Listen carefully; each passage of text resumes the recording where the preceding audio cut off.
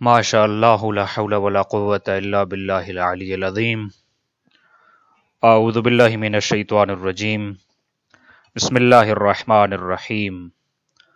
الحمد للہ رب العالمین والصلاة والسلام علی جمیع الانبیاء والمرسلین خصوصاً علی نبینا والشفیع ذنوبنا وحبیب قلوبنا وطبیب نفوسنا ابی القاسم محمد اللہم صل علی محمد وآل محمد وعلی آل بیتہ الطیبین الطاہرین المعصومین.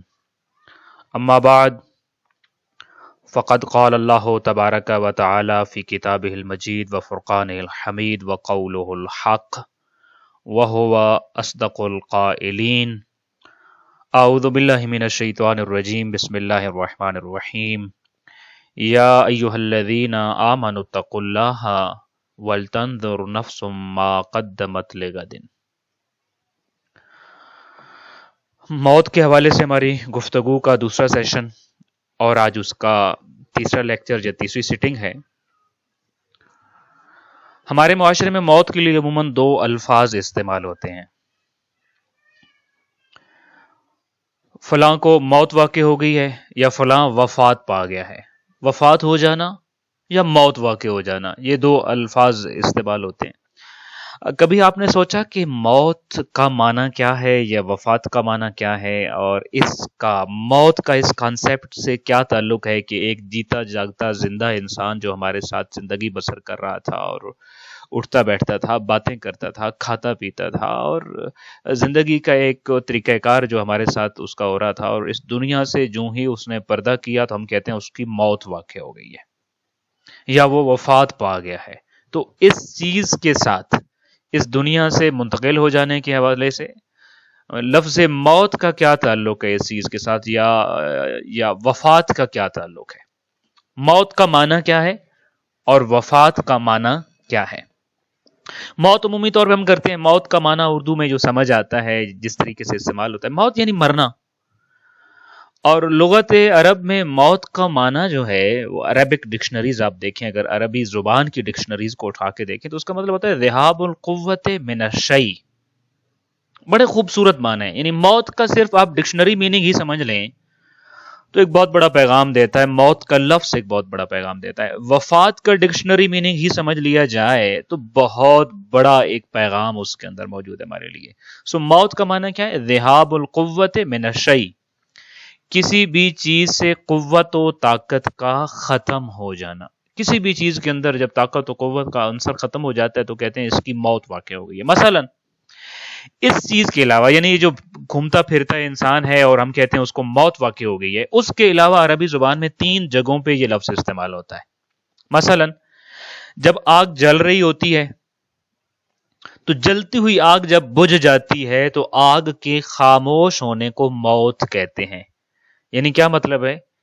آگ کی قوت اور آگ کی طاقت ختم ہو گئی ہے. آگ کا کام تھا حرارت دینا، اب وہ اس کے اندر حرارت کی طاقت اور قوت نہیں رہی ہے. آگ کا کام تھا روشنی دینا، اب اس کے اندر روشنی دینے کی طاقت نہیں رہی ہے. آگ کا کام تھا جلا دینا چیزوں کو، اب اس میں جلانے کی طاقت بھی نہیں رہی ہے. آگ جب خاموش ہو جاتی ہے، بجھ جاتی ہے، تو عربی زبان میں کیا کہتے ہیں؟ موت ہو گئی ہے. دوسری چیز جس کو قرآن مجید نے بارہا تذکرہ کیا اور قیامت کی دلیلوں میں سے ایک دلیل کے طور پہ تذکرہ کیا ہے، وہ یہ ہے کہ زمین کے اندر سے جب زراعت کی قابلیت ختم ہو جاتی ہے، یا یوں کہیے کہ وہ زمین جب بانجھ اور بنجر بن جاتی ہے، تو بنجر زمین کی کیفیت کے لیے موت کا لفظ استعمال ہوتا ہے. کیونکہ زمین کا کام کیا ہوتا ہے؟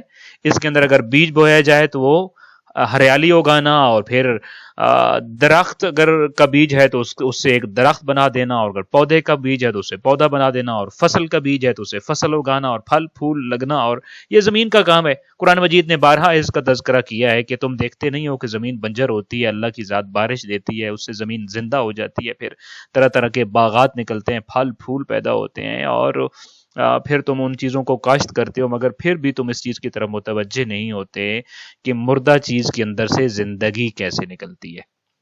تو زمین کے اندر زندگی کی کیفیت ختم ہو جائے اور صلاحیت ختم ہو جائے، زمین سے زراعت کی قابلیت اور صلاحیت جب ختم ہو جاتی ہے تو کہا جاتا ہے یہ زمین، اس کی موت واقع ہو گئی، یہ بنجر ہو گئی ہے، یہ بانجھ ہو گئی ہے.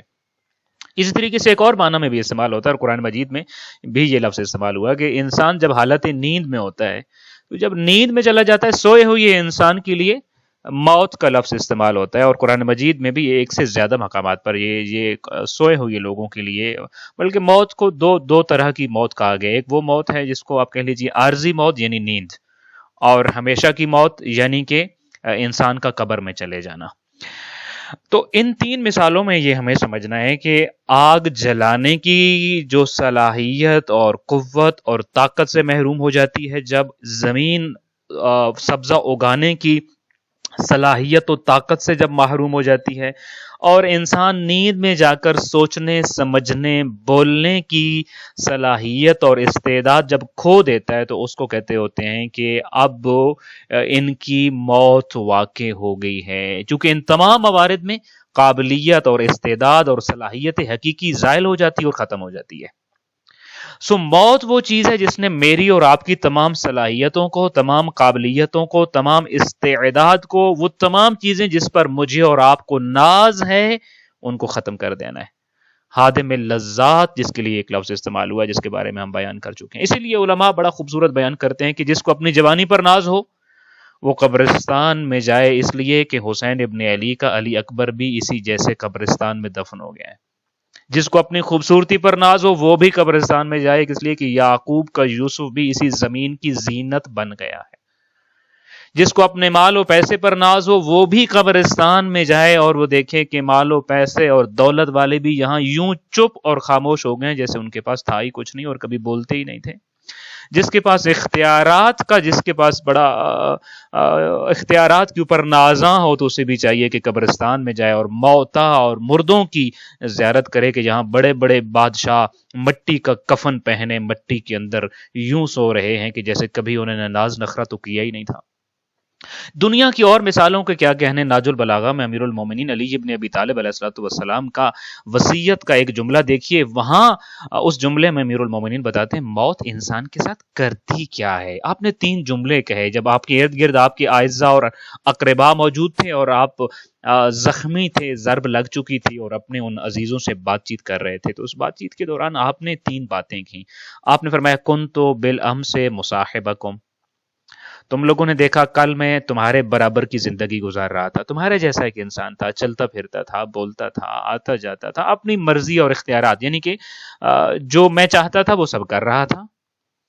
کنت بالامس مصاحبکم، کل تک میری اور تمہاری زندگی ایک جیسی تھی. وَالْيَوْمَ عِبْرَةً لَكُمْ، پھر مجھے ضرب لگی اور اس وقت میں تمہارے لیے باعث عبرت بنا ہوا ہوں. عبرت کا مقام ہے، یعنی وہی علی جو کل تک جس کا نام سن کر اشجع العرب بھی کانپتے تھے، آج وہی علی کہتا ہے مجھے سہارا دو، مجھے اٹھا کے بٹھاؤ، مجھے پانی پلاؤ. الیوم عبرۃ لکم، آج میں عبرت ہوں. اور پھر اس کے بعد تیسرا جملہ فرمایا وغدن مفارقکم، آج تم دیکھتے ہو علی زخمی حالت میں ہیں، سہارا مانگتے ہیں اٹھنے کے لیے بھی، کھانے پینے کے لیے بھی، مگر کل کا جو سورج طلوع ہوگا تو میرا جسم یہاں ہوگا، علی کا جسم یہاں ہوگا، مگر یہ جو علی تم سے باتیں کر رہا ہے یہ بات نہیں کرے گا علی تم سے، کل میں تم سے جدا ہو جاؤں گا. یعنی علی کے جسم میں علی ابن ابی طالب علیہ الصلوۃ والسلام تم سے گفتگو نہیں کریں گے. تو آپ نے اپنے اس خطبے کے ذریعے اور اپنے ان اعزاء اور اقربا کو جو وصیت کی اس کے ذریعے قیامت تک کے لوگوں کو بتا دیا ہے کہ امیر المومنین، نفس رسول اور اشجع العرب اور شیر خدا اور ذوالفقار کی حامل شخصیت بھی موت ایسی چیز ہے کہ جس کے بارے میں خود آپ کے اپنے الفاظ ہیں کہ الیوم عبرۃ لکم وغدن مفارقکم، کہ موت سے پہلے انسان عبرت کا بن جاتا ہے اور موت ہو جانے کے بعد تمام صلاحیتیں اور قوتیں اس کی ختم ہو جاتی ہیں اور وہ ایک ساکت اور بے جان چیز کے طور پہ پڑا ہوا ہوتا ہے.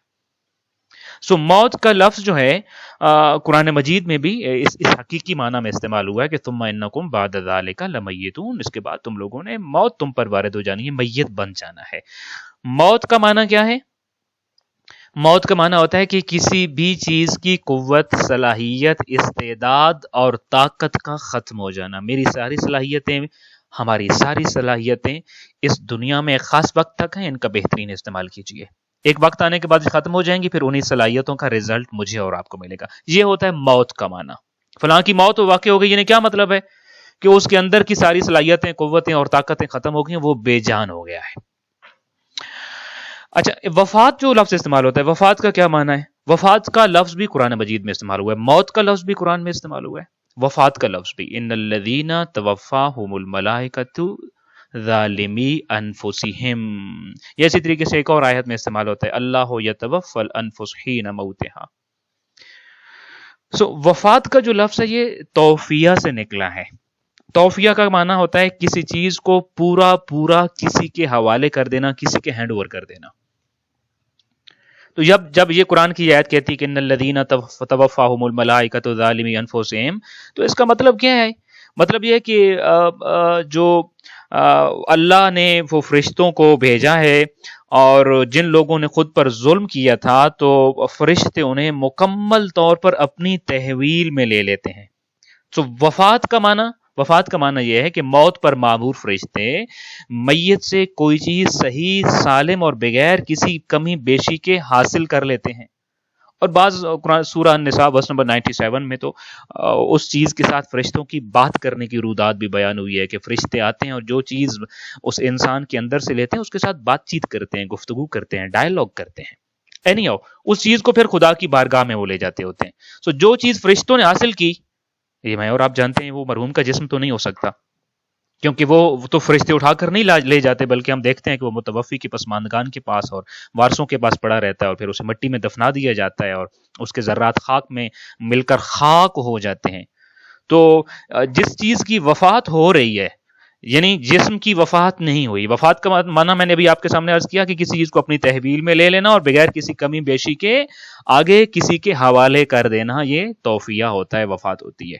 تو جسم کی وفات نہیں ہوئی، کچھ ایسا ہے جو فرشتوں نے یہاں سے لے لیا اور لے لینے کے بعد پھر جا کر آگے خالق کائنات کی تحویل میں کر دیا ہے اور خالق کائنات کے سپرد کر دیا ہے۔ جس چیز کی وفات ہو رہی تھی اور جس چیز کو فرشتوں نے اپنی تحویل میں لیا ہے اور بغیر کسی کمی بیشی کے خدا کے حوالے کیا، وہ جسم تو نہیں ہے، پھر کیا ہو سکتا ہے؟ روح انسان ہے، کہ جس کے بارے میں خود فرمایا تھا وَنَفَخْتُ فِيهِ مِن رُوحِي۔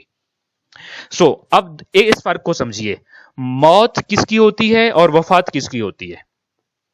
ہر انسان دو چیزوں سے مل کر بنا ہے، جسم اور روح۔ جسم کے قالب میں روح آتی ہے تو یہ جسم متحرک ہو جاتا ہے، سارے کام اور افعال انجام دیتا ہے۔ موت جسم کی ہوتی ہے، چونکہ موت کا مطلب ہوتا ہے کسی بھی چیز کی طاقت و قوت کا ختم ہو جانا، اور طاقت اور قوت اور توانائی جسم کے اندر پائی جاتی ہوتی ہے، اور جسم کی جب توانائیاں انسان کا ساتھ چھوڑ دیتی ہیں تو کہتے ہیں موت واقع ہو گئی ہے۔ موت جسم کی ہوتی ہے، وفات جسم کی نہیں ہوتی، وفات روح کی ہوتی ہے۔ وفات کا معنی میں نے بھی آپ کے سامنے عرض کر دیا۔ اچھا، وفات دیتا کون ہے؟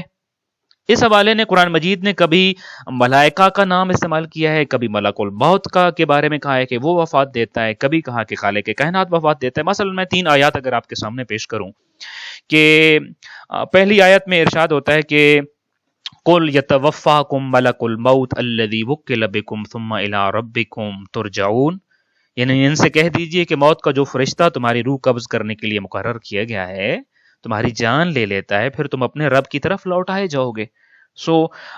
کون وفات دیتا ہے؟ وفات کون دے رہا ہوتا ہے؟ ملک الموت، سورہ السجدہ ورس نمبر 11۔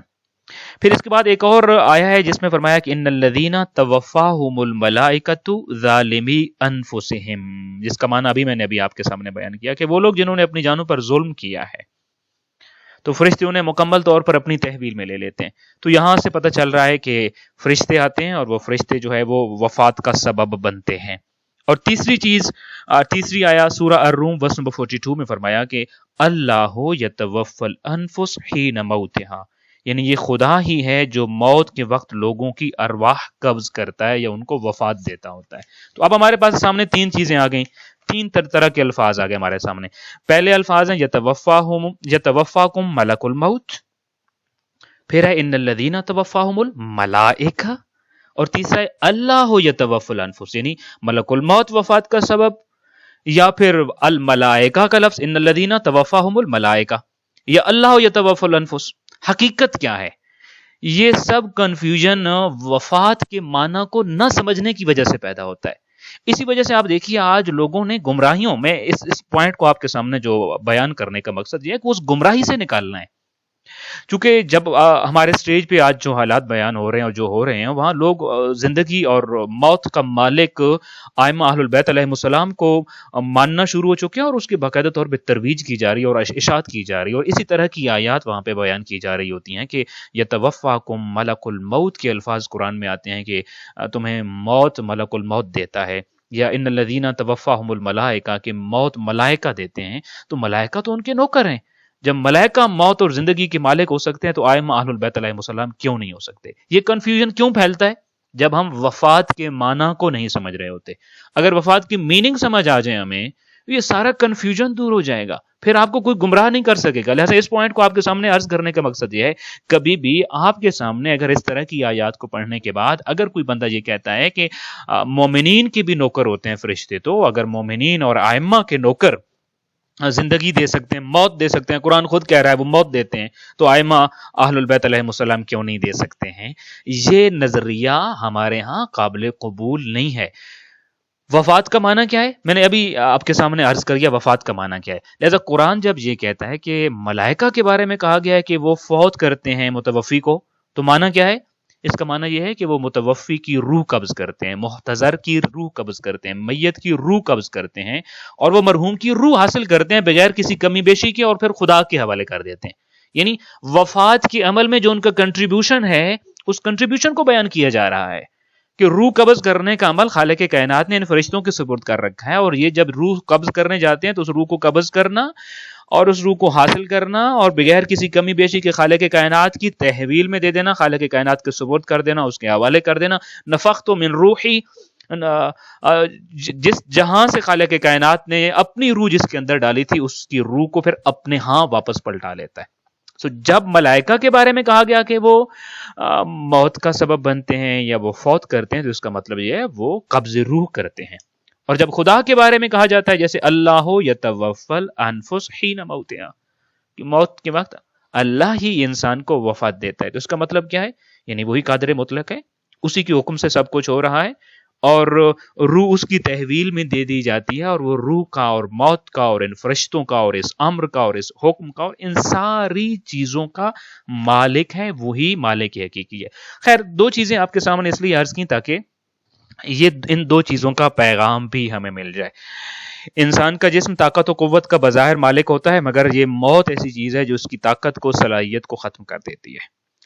وفات یعنی کہ ہمارے جسم کی جو جسٹ ہے اور ہمارے جسم کے اندر جس کو کہتے ہیں فلاں چیز کی روح فلاں چیز ہے، میری اور آپ کی روح جو سبب ہے اس حرکت و برکت کا، جو اس زندگی کی رونق ہے، اس کو فرشتے نکال کے خالق کائنات کے حضور لے جاتے ہیں۔ اور قرآن مجید کے جیسے میں نے آپ کو عرض کیا کہ بعض جگہ اس ڈائلاگ کا تذکرہ کیا، فرشتے آ کے اس سے پوچھتے ہیں تم نے زندگی ایسے کیوں گزاری؟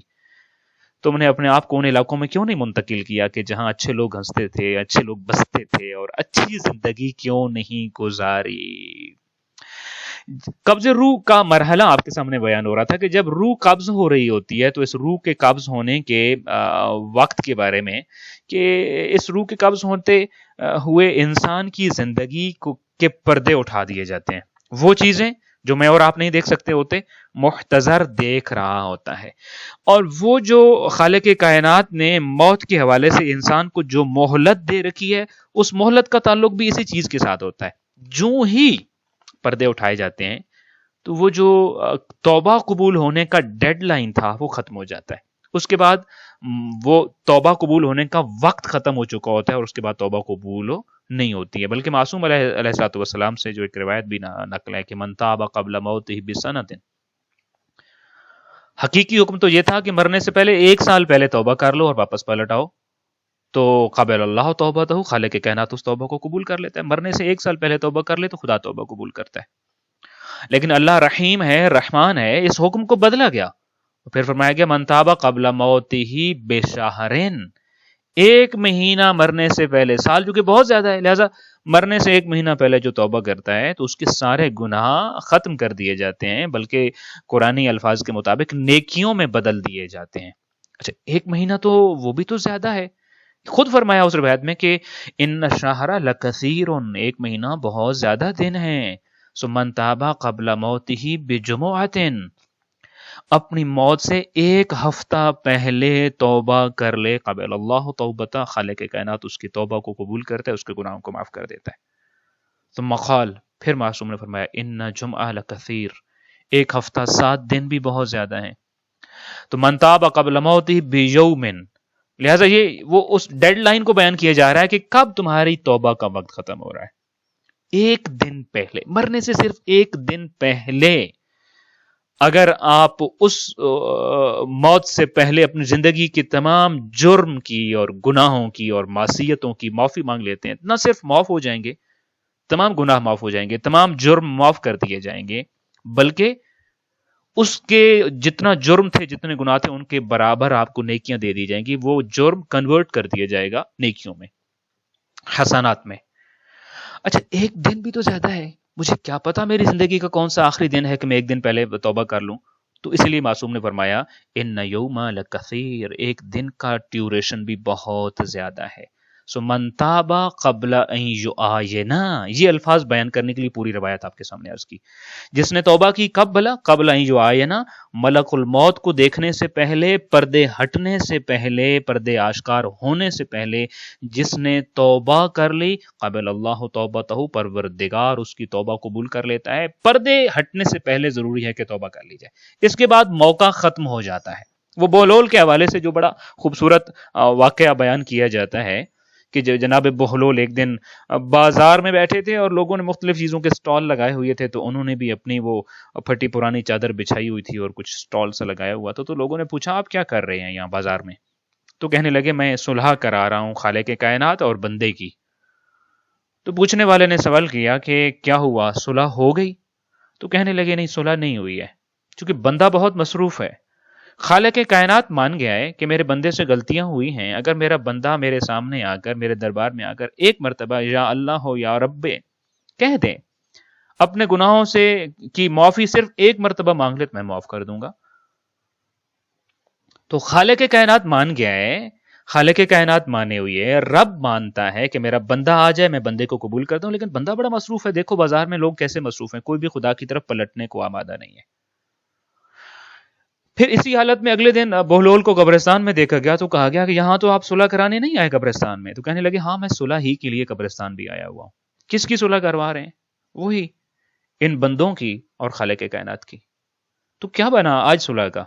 تو کہنے لگے آج چونکہ سارے قبر میں آ گئے، آج سارے مان گئے ہیں، آج ہر کوئی توبہ کرنا چاہتا ہے، آج ہر کوئی اپنے گناہوں کی بخشش کروانا چاہتا ہے، اپنے گناہوں سے توبہ کرنا چاہتا ہے. مگر خالق کائنات نے کہا اب مہلت ختم ہو چکی ہے. قبل ان یعاین، معاینت سے پہلے، ملک الموت کو دیکھنے سے پہلے، پردے ہٹ جانے اور اٹھ جانے سے پہلے جو بھی توبہ کر لیتا ہے، جو بھی توبہ کر لے. اس لیے آج کی انشاءاللہ جو ہماری سیٹنگ ہے، اسے ہم دو چیزوں کا موت کے مرحلے میں ہم وارد ہو رہے ہیں، اور انشاءاللہ تعالی اس کے بعد اگلے تمام موت کے مراحل کو جو خالق کائنات نے جس قدر ہمیں توفیق عطا کی، ہم ان چیزوں کو بیان کریں گے. دو چیزیں آج کے اس لیکچر میں انشاءاللہ تعالی بیان. پہلی بات یہ کہ توبہ ضروری ہے، اور توبہ کب ضروری ہے؟ معاینت ملک الموت سے پہلے، ملک الموت کو دیکھنے سے پہلے اور پردے اٹھنے سے پہلے. ابو بصیر یہ کہتے ہیں کہ ہم کچھ دوست امام محمد باقر علیہ الصلوۃ والسلام کے پاس بیٹھے تھے، اور اپنے ایک دوست کا نام بھی لیتے ہیں، کہتے ہیں ہمارے ساتھ حمران بھی بیٹھا ہوا تھا، کچھ اور دوست بھی تھے. تو امام محمد باقر علیہ الصلوۃ والسلام سے گفتگو جاری تھی اور ہم کسب فیض کر رہے تھے، اور امام علیہ الصلوۃ والسلام سے سوال و جواب کی نشست ہو رہی تھی کہ اچانک ہم نے دیکھا کہ امام علیہ الصلوۃ والسلام کا جو نوکر ہے اور غلام ہے وہ کمرے میں داخل ہوا، اور آ کر وہ امام علیہ الصلوۃ والسلام کو اس نے بتایا کہ اکرمہ جو ابن عباس کا غلام تھا، وہ حالت احتضار میں ہے، مرنے کی حالت میں ہے، روح قبض ہونے کی حالت میں ہے، اور زندگی کے آخری لمحات میں ہے اس وقت. آپ شاید جانتے ہوں کہ اکرمہ وہ شخص ہے کہ جو خوارج کی سوچ کا مالک تھا، اور جس نے صرف حضرت ابن عباس کا غلام ہونے کے ناطے یا حضرت ابن عباس سے تعلق ہونے کے واسطے بہت ساری چیزوں کو دین میں داخل کرنے کا جس کے اوپر الزام لگایا جاتا ہے، اور جس کا رجحان اور جھکاؤ جو تھا وہ اہل البیت علیہ السلام کے جو اپوزٹ سائڈ پہ لوگ ہوتے تھے اور اپوننٹس ہوتے تھے ان کی طرف ہوتا تھا. امام محمد باقر علیہ الصلوۃ والسلام اپنے خاص اصحاب کے ساتھ بیٹھے ہیں، نوکر داخل ہوا، اکرمہ کی حالت احتضار کی کیفیت کو بیان کیا، اور اکرمہ کون تھا وہ میں آپ کے سامنے بیان کر رہا ہوں کہ وہ خوارج کے نظریات جس بندے کے تھے اور خوارج کے عقائد کا جو مالک تھا، اور ظاہر خوارج کے نظریات اور عقائد تو آپ کو معلوم ہے نا، علی ابن ابی طالب علیہ السلام کے بارے میں ان کا کیا نظریہ تھا، امام حسن کے بارے میں کیا نظریہ تھا، اور بعد کے ائمہ کے بارے میں ان کا کیا نظریہ تھا۔ البتہ اکرمہ نے امام محمد باقر علیہ الصلوۃ والسلام کے زمانے میں امام کی طرف اس کا بڑا جھکاؤ تھا، ظاہری البتہ نہیں تھا، باطنی جھکاؤ تھا، اس کا اندر ہی اندر امام محمد باقر علیہ الصلوۃ والسلام کی طرف اس کا جھکاؤ ہوتا تھا۔ اب امام نے جو ہی اپنے اس نوکر کی اور غلام کی یہ بات سنی تو آپ نے اپنے نصاب سے فرمایا کہ آپ مجھے اجازت دیجیے، میں ذرا وہاں سے ہو کر آتا ہوں۔ تو امام علیہ الصلوۃ والسلام چلے گئے۔ تھوڑی ہی دیر بعد امام علیہ الصلوۃ والسلام واپس آئے، اور جب واپس آئے تو جو آپ کے اصحاب بیٹھے تھے تو انہوں نے پوچھا کہ مولا آپ گئے، کیا ہوا، کس مقصد کے لیے گئے تھے؟ تو امام علیہ الصلوۃ والسلام نے ایک خوبصورت جملہ ارشاد فرمایا جو آپ کی خدمت میں عرض کرنا چاہتا ہوں۔ آپ نے فرمایا کہ اما انی لو ادرکت اکرما قبل ان تک نفس موقعہا لعلمتہ کلمات، اگر کاش میں اس وقت پہنچ جاتا کہ جب ابھی اس کی روح جو ہے اپنے روحانی مقام اور مرنے کے بعد کے عالم میں نہ پہنچی ہوتی، یعنی اس کو سادہ کر دوں اس الفاظ کو، امام فرماتے ہیں جب میں پہنچا تو وہ ملک الموت کو دیکھ چکا تھا، پردے ہٹ چکے تھے، کاش میں اس وقت پہنچتا کہ جب ابھی ملک الموت کا دیدار اس نے نہیں کیا تھا اور پردے نہیں ہٹے تھے۔ اچھا مولا، اگر آپ وہاں اس حالت میں پہنچ جاتے تو آپ کیا کرتے؟ لعلمتہ کلمات ینتفع بہا، میں اس کو کچھ ایسی چیزیں سکھاتا کہ جس سے اس کو بہت فائدہ پہنچتا، ایسے کلمات سکھاتا کہ جس سے اس کی موت بھی آسان ہو جاتی، جس سے اس کی آخرت بھی آسان ہو جاتی۔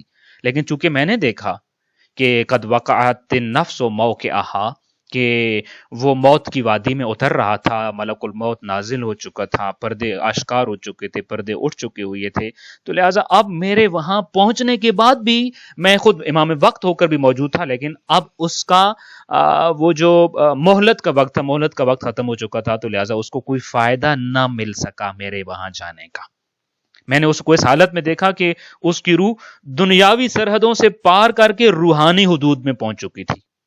اچھا، ابو بصیر کہتے ہیں کہ اب ہم نے سوچا کہ امام علیہ الصلوۃ والسلام ہماری محفل سے اٹھ کر اس کے پاس گئے جو بظاہر ایک نسبی شخص تھا اور بظاہر خوارج کی طرف جھکاؤ رکھنے والا تھا۔ امام یہ چاہتے تھے اس کو جا کر کچھ چیزیں آخری وقت میں تعلیم دے دوں گا، اس سے اس کی آخرت بدل جائے گی، تو اس بہترین موقع تھا یہ سوال کرنے کا۔ تو ابو بصیر کہتے ہیں فقلت جعلت فداک وما ذاک الکلام، میں نے عرض کیا مولا آپ اس کو کون سے کلمات تعلیم دینا چاہتے تھے، آپ اسے کون سی بات کرنا چاہتے تھے، وہ بات ہمیں بھی بتائیے کہ تاکہ ہمیں پتہ چلے کہ آخری وقت میں اگر وہ بات بندے سے کر دی جائے تو اسے بڑا فائدہ ہوتا ہے۔ محتضر کے سامنے اور متوفی کے سامنے وہ کلمات ادا کر دیے جائیں، وہ چیز اس کو پڑھا دی جائے، تو امام علیہ الصلوۃ والسلام وہ چیز پڑھانے تو اکرمہ کے پاس بھی گئے تھے، ہمیں معلوم ہو جائے وہ چیز کیا ہے۔ تو میں نے عرض کیا مولا وہ کلمات کون سے تھے؟ تو امام نے فرمایا کہ جس کلام کے بارے میں تو پوچھ رہا ہے، قالا ہوا واللہ ما انتم علیہ، خدا کی قسم یہ وہی کلمات ہیں، یہ وہی عقیدہ ہے جو جس پر تم زندگی گزار رہے ہو، یعنی یہ وہی کلمات جن کا تم عقیدہ رکھتے ہو۔ یعنی کیا مطلب؟ امام علیہ الصلوۃ والسلام اکرمہ کو آخری مرحلے میں کیا بتانا چاہتے تھے؟ یعنی امام علیہ الصلوۃ والسلام گویا یہ کہہ رہے تھے کہ میں اسے ولایت علی ابن ابی طالب علیہ الصلوۃ والسلام کے بلند ترین مقام اور مرتبے کی طرف متوجہ کرنا چاہتا تھا، کیونکہ خوارج میں وہ رہا تھا اور غلط فہمی میں مبتلا تھا۔ میں چاہتا تھا موت سے پہلے اس کی خوارج کی سوچ اس کے اندر سے نکال کر، خوارج کے باطل عقیدے کو اس کے اندر سے نکال کر علی ابن ابی طالب علیہ الصلوۃ والسلام کی امامت و ولایت کا پاک و پاکیزہ عقیدہ اس کے اندر راسخ کر دوں، تاکہ جب وہ دنیا کو چھوڑے، ملک الموت کو دیکھے تو اس کا دل ولایت علی ابن ابی طالب علیہ الصلوۃ والسلام سے موجزن ہو، نور ولایت علی اس کے اندر ہو، پاک و پاکیزہ اس کا دل ہو۔ جب ملک الموت کو اس حالت میں دیکھے گا تو وہ توبہ کی حالت میں مرے گا، آخرت بھی اس کی کامیاب ہو جائے گی۔ لیکن امام علیہ الصلوۃ والسلام بھی اگر کسی کے سرحانے موجود ہوں اور اگر معاینت کا وقت گزر چکا ہو، یعنی جس کو میں نے ابھی عرض کیا کہ توبہ کا وقت گزر چکا ہو، تو اس توبہ کا وقت کب ہے؟ ملک الموت. کوئی ملک الموت کو دیکھ لے، کوئی حالت احتضار میں پردے ہٹا دیے جائیں اور اس کا مقام اس کو دکھایا جا رہا، اور روحانی مخلوقات اور فرشتوں کا آنا جانا اس کے پاس ہو رہا ہو، تو اس کی توبہ کا دروازہ اس کے لیے بند ہو جاتا ہے، توبہ اس کے بعد قبول نہیں ہوتی. البتہ امام محمد باقر علیہ الصلوۃ والسلام نے اپنے ان دوستوں اور اپنے ان صحابیوں کو پھر آخری بڑا خوبصورت سا جملہ ارشاد فرمایا. آپ علیہ الصلوۃ والسلام نے فرمایا کہ ابو بصیر ہوا واللہ ما انتم علیہ، ابو بصیر میں ان کو اکرمہ کو وہی چیز بتانا چاہتا تھا جس چیز کی بنیاد پر تم زندگی گزار رہے، اور وہ ولایت علی ہے. پھر فرمایا فلقنوا موتاکم شہادت اللہ الہ الا اللہ والولایا. جب تم یہ دیکھو کہ کوئی حالت احتضار کی طرف بڑھ رہا ہے اور کسی بھی لمحے ملک الموت آ جائے گا، کسی کی بھی زندگی کی آخری لمحات آنے والے ہیں، تو آپ نے فرمایا دیکھو تم اپنے دینی دوستوں اور دینی بھائیوں اور اپنے رشتہ داروں اور مومنین کے پاس جب اس حالت میں ہوتے ہو تو لکنوا موتاکم، تلقین کرو اپنے مردوں کو. کس چیز کی؟ شہادت اللہ الہ الا اللہ، خالق کائنات کی توحید کی، والولایا، اور ولایت کی تلقین کرو، ولایت کی تلقین کرو. اس آخری لمحے میں انسان جو ہے وہ تاکہ ولایت کے نور کے ساتھ جائے اور پھر خالق کائنات کی توحید کے ثمرات کو بھی اپنے دل میں لے کر جائے. یہ موت کا مرحلہ ہے. یعنی موت کے مرحلے کی پہلی بات، جیسے ابھی آپ کے سامنے عرض کر رہے ہیں کہ موت کی حالت میں انسان کے سامنے سے پردے اٹھا دیے جاتے ہیں اور ملائکہ کا آنا جانا شروع ہو جاتا ہے. یہی وہ وقت ہے کہ جب انسان کی توبہ، انسان کے بدلنے، انسان کی معافی کا وقت ختم ہو جاتا ہے. اچھا، اب یہاں ایک عجیب سی بات ہے کہ میں نے کل آپ کے سامنے عرض کیا تھا کہ لوگ جو ہیں وہ دیکھتے ہیں، ملائکہ کو دیکھتے ہیں، اور میں اور آپ بھی اپنی موت سے پہلے ملائکہ کو دیکھیں گے، اپنا مقام دیکھیں گے، اپنا رتبہ دیکھیں گے. کل آپ کے سامنے ایک روایت عرض کی کہ مومن تو جنت میں اپنا محل دیکھتا ہے، پھر اس کو موت واقع ہوتی ہے. اچھا، ایک کیٹیگری وہ ہے جو موت کے وقت ان ساری چیزوں کو دیکھتی ہے. لیکن میں آپ کے سامنے ایک اور چیز اگر عرض کروں، اگرچہ ہماری کلام طولانی ہو رہی ہے، اور میں ایک اور چیز بھی آخر میں انشاءاللہ تعالی مختصراً ضرور آپ کے سامنے عرض کروں گا کہ کچھ وہ لوگ ہیں جو حالت موت میں اور احتضار کے وقت غیب کی چیزیں جو نہیں نظر آتی تھیں ان کے پردے ہٹا دیے کر ان کو دیکھ رہے ہیں، جبکہ کچھ ایسے افراد ہیں جو زندگی میں ان ساری چیزوں کو محسوس کرتے ہیں اور دیکھتے ہیں، بلکہ اس سے بڑھ کر دیکھ رہے ہوتے ہیں. نبی کریم صلی اللہ علیہ وآلہ وسلم نے اپنی مسجد میں ایک دن صبح کی نماز باجماعت ادا فرمائی، اور آپ اس نماز کے بعد آپ نے دیکھا جو لوگ آپ کی پیچھے نماز پڑھنے والے تھے، تو ان میں ایک نوجوان ایسا تھا کہ جس کا چہرہ زرد تھا اور اس کی آنکھیں تھکی ہوئی تھیں اور خواب آلود تھیں اور آنکھوں پہ ورم تھے. اس کی آنکھوں کو دیکھ کر اور اس کے چہرے کو دیکھ کر اندازہ ہو سکتا تھا کہ گزشتہ رات وہ شخص سویا نہیں ہے، اور یہ جو رات تھی اس نے آرام نہیں کیا، وہ بستر پہ نہیں گیا، بے خوابی کی کیفیت میں رہا ہے. اب نبی کریم صلی اللہ علیہ وآلہ وسلم کا صحابی ہے، آپ کے پیچھے نماز بھی پڑھ رہا ہے. نبی کریم صلی اللہ علیہ وآلہ وسلم جیسے رؤوف اور رحیم انسان نے جب اس کو دیکھا تو نبی کریم صلی اللہ علیہ وآلہ وسلم اس کے پاس چلے گئے، اس کے کندھے پہ ہاتھ رکھ کر پوچھا، حارث رات کیسی گزری ہے تمہاری؟ چونکہ آثار بتا رہے تھے وہ رات کو سویا نہیں. تو حارث نے جواب دیا کہ یا رسول اللہ، میں نے حالت یقین میں رات گزاری ہے، یقین کی حالت میں رات کو میں رہا ہوں. نبی کریم صلی اللہ علیہ وآلہ وسلم نے جب اس کی اس بات کو سنا تو تعجب فرمایا، اور پھر آپ نے اس سے پوچھا کہ ہر یقین کی ایک حقیقت ہوتی ہے اور ہر یقین کی ایک نشانی ہوتی ہے، تمہارے یقین کی حقیقت اور نشانی کیا ہے؟ تم جو کہہ رہے ہو میں نے یقین کی حالت میں رات گزاری ہے، تو تمہارے اس یقین کی نشانی کیا اور حقیقت کیا ہے، ذرا بتلاؤ مجھے. تو وہ عرض کرنے لگا کہ یا رسول اللہ، یہ میرا یقین ہی ہے کہ جس نے مجھے ساری رات بیدار رکھا، اور یہ مادی زندگی اور دنیاوی زندگی اور دنیاوی تعلقات سے اس نے مجھے بے پرواہ کر دیا ہے، بالکل بے تعلق اور بیگانہ ہو چکا ہوں اس مادی زندگی کے ساتھ، اس کے سٹیٹس کے ساتھ. اور بڑا خوبصورت پھر اس کے جملے، وہ کہتا ہے یا رسول اللہ کأنی انظر الی عرش ربی قد نصب للحساب، گویا میں دیکھ رہا ہوں کہ مخلوق کے حساب کتاب کے لیے عرش لگ چکا ہے، میں یہ کہہ رہا ہوں، یہ دیکھیے کچھ میرے جیسے افراد وہ ہیں جو موت کے لمحے میں جب انسان کی توبہ کا دروازہ بند ہوگا، توبہ کا دروازہ بند ہونے کے بعد ملک الموت کو دیکھا اور اگلے عالم کو دیکھا اور پھر اپنا مقام دیکھ رہے ہیں، مگر کچھ وہ ہیں جو اس یقین کی حالت میں جو دنیا میں ان ساری چیزوں کو دیکھ رہے ہیں، کہنے لگا یا رسول اللہ کانی انظر الی عرش ربی، میں دیکھ رہا ہوں کہ مخلوقات کے حساب کتاب کے لیے عرش خدا بند متعال کو نصب کر دیا گیا ہے اور لوگ حساب کتاب کے لیے جمع ہو چکے ہیں اور میں بھی ان کے درمیان وانا فیہم، اور میں ان کے درمیان موجود ہوں، وَكَأَنِّي أَنظُرُ إِلَىٰ أَهْلِ الْجَنَّةِ يَتَنَعَمُونَ فِيهَا وَيَتَعَارَفُونَ عَلَى الْأَرَائِكِ مُتَّكِئِينَ۔ یا رسول اللہ میرے یقین کی حالت یہ ہے کہ گویا میں اپنی اس زندگی میں اپنی ان آنکھوں اور نگاہوں سے دیکھ رہا ہوں کہ اہل بہشت ہیں جو بہشت میں خدا کی جو نعمتیں تھیں ان سے مستفید ہو رہے ہیں اور ایک دوسرے کو سارے جانتے بھی ہیں اور جنت میں تکیے لگائے بیٹھے ہوئے ہیں اور نعمتوں سے مستفید ہو رہے ہیں، اور وَكَأَنِّي أَنظُرُ إِلَىٰ أَهْلِ النَّارِ فِيهَا مُعَذَّبُونَ، اور گویا یا رسول اللہ میں اپنی اس دنیا میں دیکھ رہا ہوں جہنم میرے سامنے ہے اور اہل جہنم کو اس میں دیکھ رہا ہوں اور دیکھتا ہوں کہ وہ وہاں پہ عذاب کی حالت میں ہیں اور فریادیں کر رہے ہیں اور چیخ رہے ہیں اور مدد کے لیے اور امداد کے لیے پکار رہے ہیں۔ اور پھر کہنے لگا کہ یا رسول اللہ گویا کہ وَكَأَنِّي أَسْمَعُ الْآنَ زَفِيرَ النَّارِ وَيَدُورُ فِي مَسَامِعِي، بہت خوبصورت جملہ یہ والا، یا رسول اللہ گویا میں دوزخ کی آگ کے شعلوں کی بھڑکنے کی آوازیں اب بھی میرے کانوں میں پڑ رہی ہیں اور میں ان آوازوں کو سن رہا ہوں۔ یا رسول اللہ گویا کہ وہ آوازیں میرے کانوں میں پڑ رہی ہیں، جہنم کی آگ جب بھڑک رہی ہے تو وہ آوازیں میرے کانوں میں پڑ رہی ہیں اور میں سن رہا ہوں۔ اور پھر جب نبی کریم صلی اللہ علیہ وآلہ وسلم نے اس کی یہ ساری گفتگو سنی تو فقال رسول اللہ صلی اللہ علیہ وآلہ وسلم ھذا عبد نور اللہ قلبہ فی الایمان، یہ وہ شخص ہے کہ خالق کائنات نے جس کے دل کو نور ایمان سے منور کیا ہے اور ایمان کا روشن چراغ اس کے دل میں جل رہا ہے، پردے اٹھا دیے گئے ہیں، یہ اس دنیا میں زندگی بسر کرتے ہوئے بھی جنت کو بھی دیکھ سکتا ہے، اہل جنت کو بھی دیکھ سکتا ہے، جہنم کا نظارہ بھی کر رہا ہے اور اہل جہنم کو بھی دیکھ رہا ہے، جنتیوں کی نعمتوں کو اور جنتیوں کو نعمتوں سے استفادہ کرتے ہوئے دیکھ رہا ہے، جہنمیوں کے عذاب کو اور اس عذاب کی تپش و حدت و شدت کو بھی دیکھ رہا ہے۔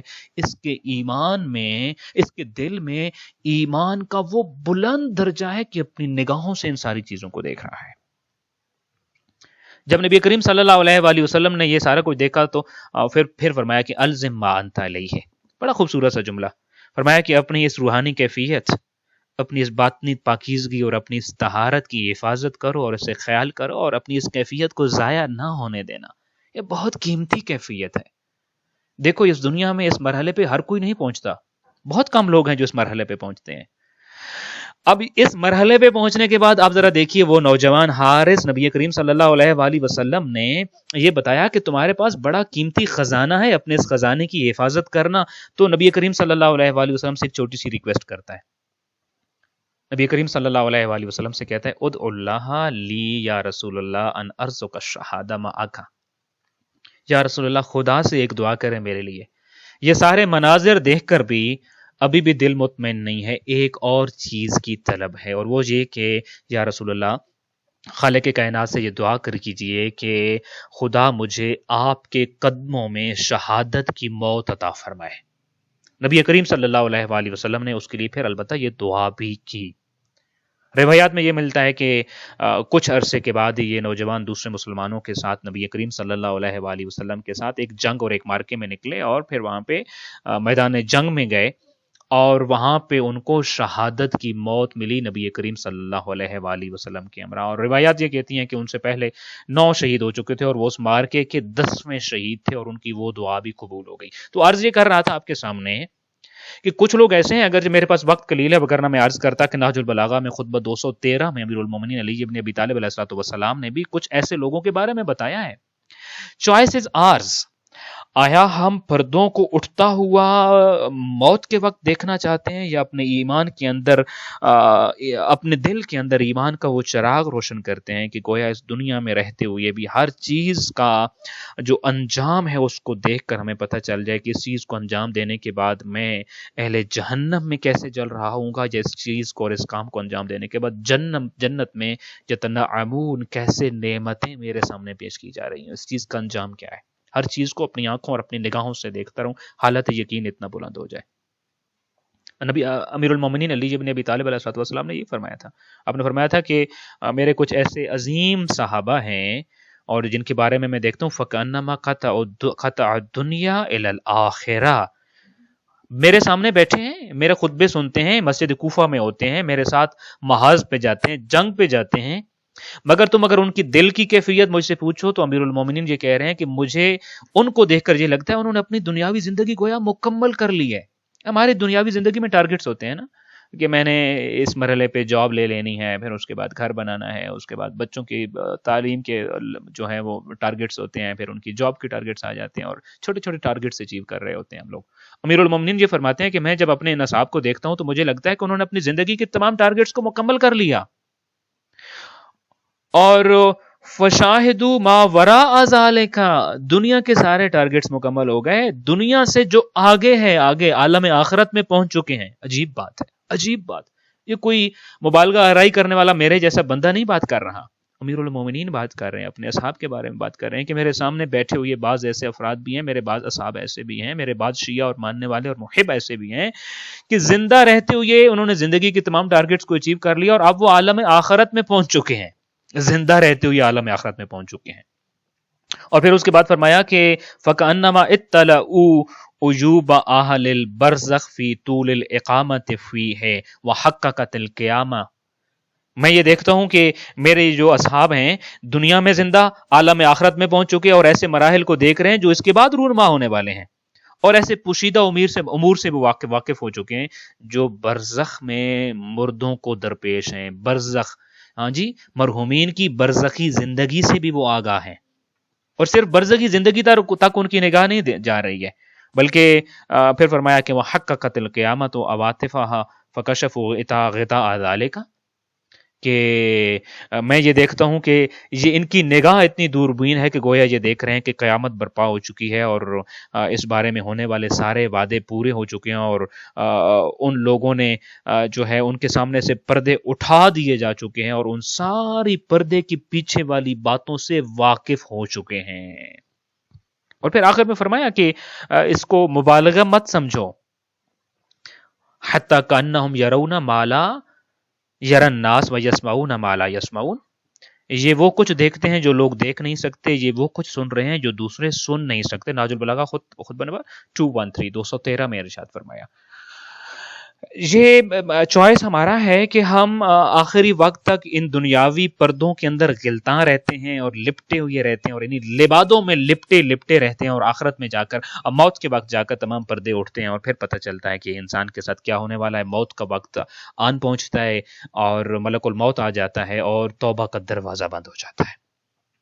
پہلی بات جو احتضار کے حوالے سے جاننا ضروری ہے کہ اس سے پہلے توبہ کا وقت ہے، اس کے بعد توبہ کی کوئی گنجائش نہیں ہے۔ دوسری بات جس کو یہاں جاننا بہت ضروری ہے کہ مرنے سے پہلے توبہ بھی کرنی ہے، اور توبہ کے علاوہ اپنے تمام جتنے واجبات تھے ان کو ادا کرنے، اور محرمات سے اجتناب، جن سے نہیں ہوا ظاہر ان کی توبہ کر لینی ہے۔ یہ باتیں تو ہو گئیں۔ ایک اور بات خصوصی طور پہ کہ جس کو ائمہ اہل البیت علیہ السلام نے بیان کیا اور جس کی طرف ہماری توجہ کم ہوتی ہے، وہ ہے وصیت۔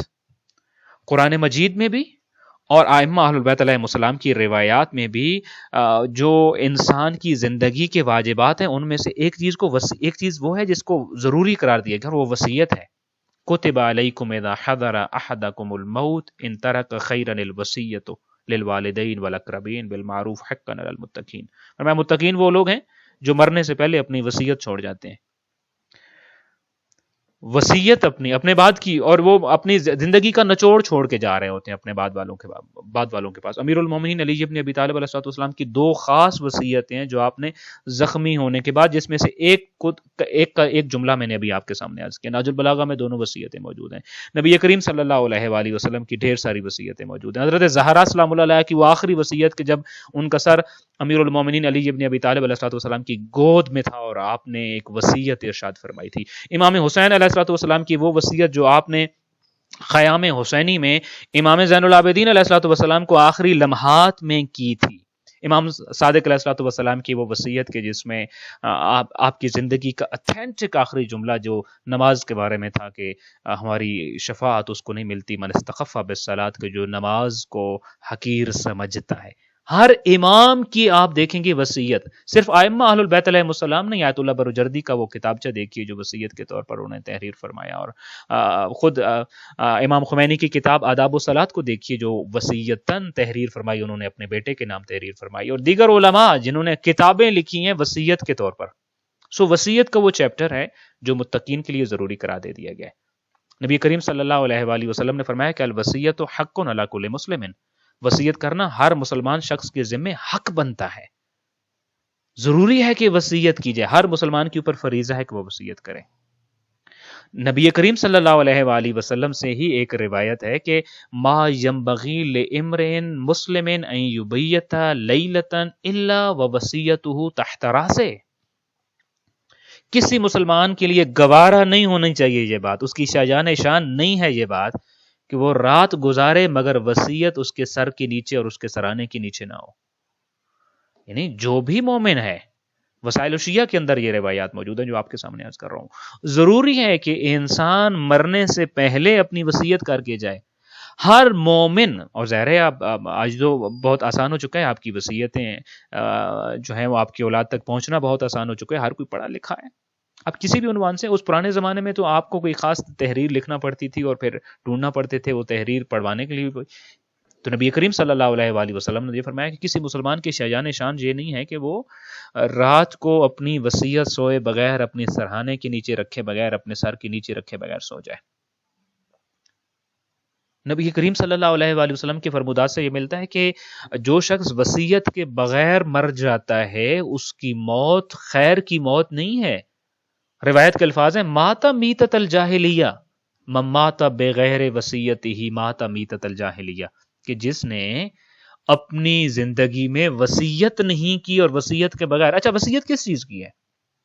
اور یہ پھر ڈیپینڈ کرتا ہے. وصیت چونکہ آپ کی زندگی کا نچوڑ ہوتا ہے، آپ نے جو کچھ زندگی میں کیا اسی کا نچوڑ آپ اپنی اولاد کے سپرد کر رہے ہوتے ہیں، اپنے بعد والوں کے سپرد کر رہے ہوتے ہیں.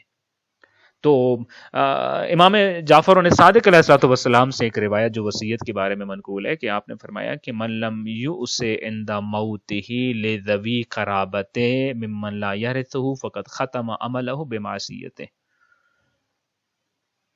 کہ جو اپنی وصیت کیے بغیر اس دنیا سے چلا گیا تو اس نے اپنی زندگی کا حسن اختتام نہیں کیا بلکہ معصیت پر، یعنی اس کی زندگی کے اختتام پر بھی ایک معصیت کر گیا.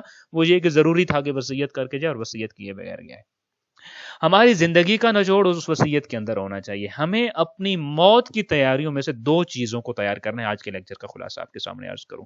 پہلی بات تو یہ کہ ہر وقت توبہ کی حالت میں رہنا ہے، چونکہ کوئی معلوم نہیں کہ کس لمحے میں ملک الموت آ جائے اور توبہ کا دروازہ بند ہو جائے، معاینہ تو ملک الموت ہو جائے، کس لمحے پردے اٹھا دیے جائیں. پھر اس کے بعد تو امام محمد باقر علیہ السلام فرماتے ہیں کہ میں سراہنے موجود ہو کر بھی اکرمہ کے لیے کچھ نہیں کر سکتا تھا کہ اس کی وقت توبہ ختم ہو چکا تھا اور توبہ کا دروازہ کلوز ہو چکا تھا، بند ہو چکا تھا.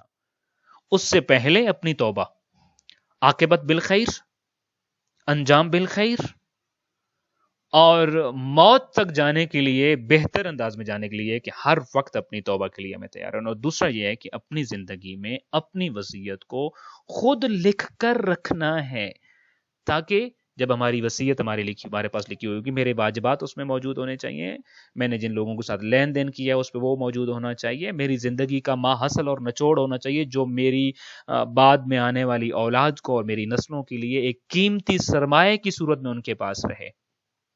سب سے بڑا قیمتی سرمایہ جو اپنی اولاد کو دیا جا سکتا ہے وہ وصیت کی صورت میں ان کو اپنی زندگی کا نچوڑ دیجئے کہ خالق کائنات کی معصیت میں زندگی گزار کر انجام کیا ہو جائے گا، اور خالق کائنات کی فرمودات کی روشنی میں زندگی گزارنے کی وصیت آپ کی طرف سے ہونی چاہیے.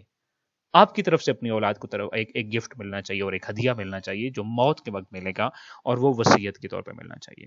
انشاءاللہ تعالی کل کے لیکچر میں اس سے اگلے مراحل کو بیان کریں گے کہ جب انسان کی روح قبض ہو جاتی ہے اور اس کے لیے توبہ کا دروازہ بند ہو جاتا ہے، وصیت لکھنے کا وقت بھی ختم ہو چکا ہوتا ہے، تو روح قبض ہونے کے بعد کن مراحل سے ہوتا ہوا انسان قبر میں اترتا ہے، اور قبر میں پھر حالت برزخ میں کس طرح کی زندگی ہے، اور عالم آخرت میں انسان کس طرح ٹرانسفر ہوتا ہے، اور اس دوران میں کون کون سی چیزوں کا مشاہدہ کرتا ہے، قبر کی پہلی رات میں کون کون سے سوال و جواب ہوتے ہیں، اور میدان حشر میں کون کون سے سوال و جواب کیے جائیں گے. انشاءاللہ تعالی ان تمام چیزوں کے لیے اگلے چند لیکچرز انشاءاللہ تعالی وقف ہوں گے. دعا ہے خالق کائنات ہمیں اپنی زندگی میں موت کے لیے آمادگی پیدا کرنے کی توفیق عطا فرمائے، خاتمہ بالخیر فرمائے، خاتمہ بالایمان فرمائے، خاتمہ بالتوبہ فرمائے، اور حالت ایمان میں ہمیں موت نصیب فرمائے. ہمیں زندگی میں بارہا زیارت قبر حسین اور آخرت میں شفاعت مادر حسین عطا فرمائے. والسلام علیکم ورحمۃ اللہ وبرکاتہ.